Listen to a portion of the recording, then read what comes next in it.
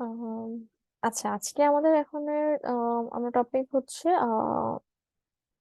Recommendation letter. এটা হচ্ছে LOR, letter of reference. এটা হচ্ছে আমাদের ভার্সিটির প্রত্যেকটা ভার্সিটিতে যখন আমি হচ্ছে অ্যাপ্লাই করব, তখন হচ্ছে আমার একটা অনলাইন যেহেতু ফ্রিল্যান্স, আমার হচ্ছে কোনো প্রফেসরদেরকে মেনশন করতে হয় যে আমি যাদের থেকে রিকমেন্ডেশন লেটার নিব।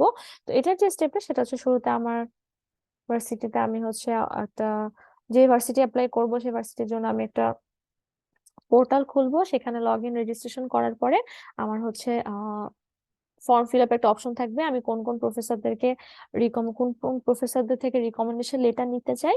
এরপর হচ্ছে আমি রিকমেন্ডেশন লেটারটার মানে লেখার জন্য ওনাদের ইমেলটা নিতে হবে। তো ওনাদেরকে এর আগে থেকে অবশ্যই একটা মেইল দিয়ে জানাতে হবে যে আমি এরকম স্টুডেন্ট ছিলাম, আমি এরকম রিকমেন্ডেশন লেটার নিতে চাই, আমি আমার ভার্সিটি হায়ার স্টাডিজ করতে যাবো। তো ওনারা সবাই সাথে সাথে এটা নিয়ে নেয়। তো একটু জানিয়ে রাখতে হবে, কারণ পরবর্তীতে নিয়মটা হচ্ছে আমি যখন ভার্সিটিতে অ্যাপ্লাই করব, তখন হচ্ছে আমাকে ভার্সিটি থেকে একটা বলবে যে প্রফেসরদের জন্য ফর্ম ফিল আপ করতে। এরপর আমি যখন ফর্মে ফিল আপ করবো, ওনাদের নাম দিব, ওনাদের অ্যাড্রেস দিব, অ্যাড্রেস হচ্ছে ভার্সিটির অ্যাড্রেসে আমি দিব। এরপর হচ্ছে আমি আহ, করব হচ্ছে যে আহ, ওনাদের ইমেলটা দিব।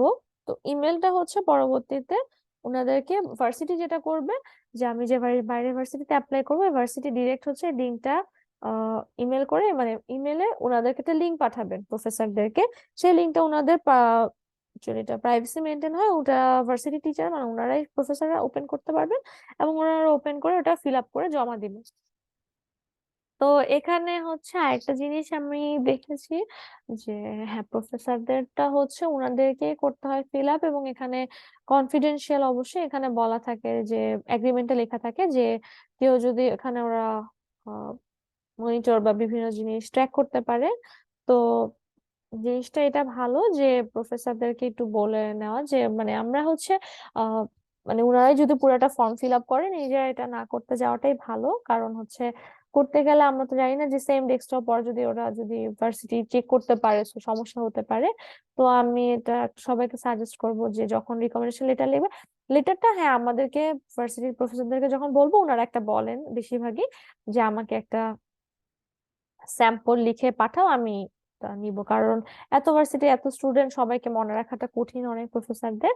তো হচ্ছে পরবর্তীতে সবাই সবার মধ্যে একটা স্যাম্পল লিখে পাঠাবে যে আমি কোন কোর্স করেছিলাম, ওই কোর্সে আমার, মানে উনাদের হয়ে লিখতে হবে একটা স্যাম্পল যে ও আমার কোর্স করেছিল এরকম, কোর্সটাতে ভালো ছিল। তো নর্মালি যে জিনিসটা হয় যে কিছু কিছু প্রফেসর যারা, ওনারা হচ্ছে ওনাদেরটা লিখতে হয় না। ওনারা যদি দেখা যায়, যেমন আমার সুপারভাইজার যিনি ছিলেন, উনি হচ্ছে নিজেই পুরাটা লিখেছিলেন, আমার কোনো কিছু মানে করা লাগে না। আমি জাস্ট শুধু মেইলে বলেছিলাম যে স্যার আমি এরকম হচ্ছে আমার রিকমেন্ডেশন লেটার লাগবে। তো স্যার পরবর্তীতে আমার পুরাটাই উনিই ফিল আপ করে দিয়েছে, আমার কিছু করা লাগেনি।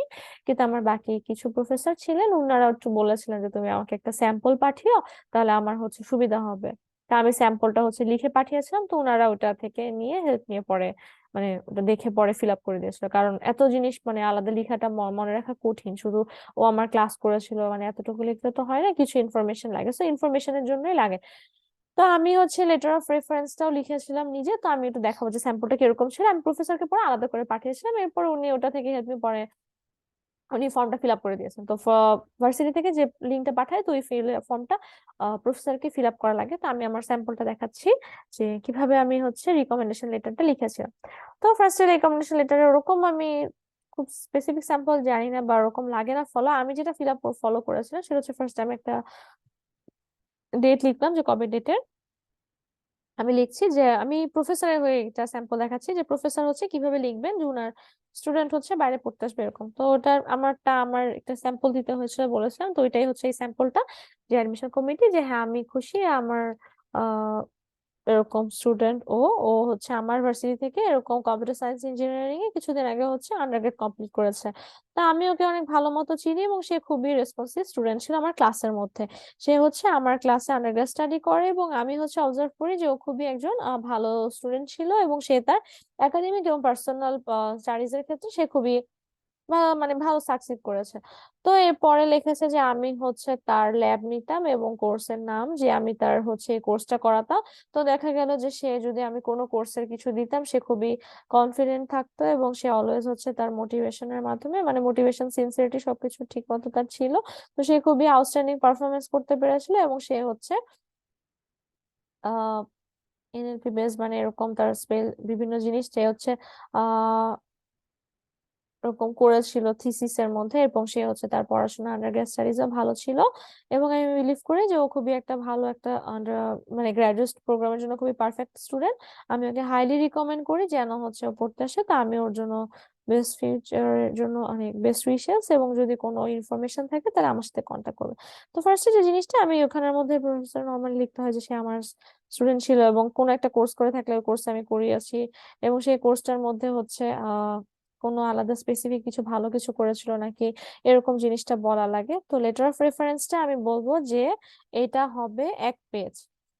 লেটার অফ রেফারেন্স হচ্ছে 1 পেজ হবে, কিন্তু হচ্ছে এসওপি যে জিনিসটা স্টাডি প্ল্যান এটা হবে হচ্ছে 1.5 থেকে 2 পেজের মধ্যে।